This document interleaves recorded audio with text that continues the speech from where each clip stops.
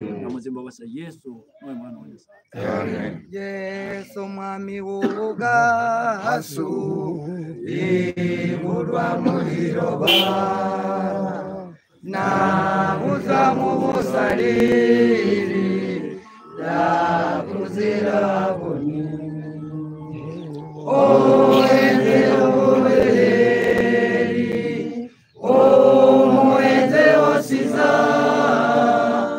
o singire umuguti kuturarwa yakuza o singire umuguti kuturarwa yakuza. Musistachapie maneno haya, kwa maana saa yaja ambayo watu wote waliomo makaburini watasikia sauti yake, nao watatoka, wale waliofanya mema wa ufufuo wa uzima, na wale waliotenda mabaya wa ufufuo wa hukumu. Mimi siwezi kufanya neno mwenyewe kama nisikiavyo, ndivyo nihukumivyo, na hukumu yangu ni ya haki, kwa sababu siyatafuti mapenzi yangu mimi, bali mapenzi yake aliyenipeleka. Olamo Nyasaye woro Nyasero maler dolo makom gung ma Daudi Paulo moya mar mam Rebeka Nyasaye mafro jombreza kibuli mara hiyo Rubi Israeli mtakatifu leo hii Jehova Josika mkono mwako bila alifanya kazi katika ulimwengu, yare Baba alifanya kazi kijua ya kwamba atapata kiti yake, na kweli Baba alifanya kazi vizuri.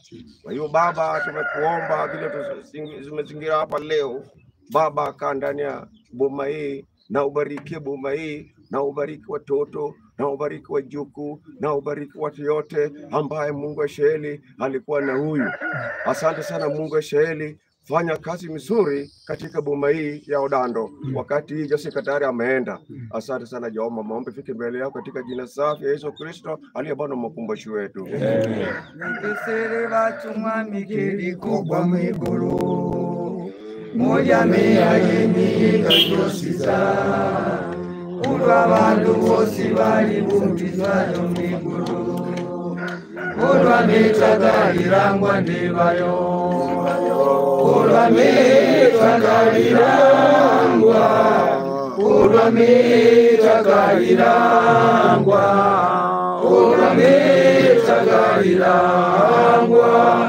ulwa mitaga irangwa ndibayo.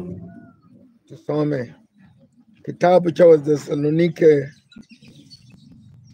13:17 kinasema, lakini ndugu, hatutaki msijue habari zao walalao mauti, msije mkahuzunika kama wengine wasio na matumaini. Maana ikiwa tuamini ya kwamba Yesu alikufa akafufuka, vivyo hivyo na hao walalao katika Yesu Mungu atawaleta pamoja naye. Kwa kuwa twawaambieni ya haya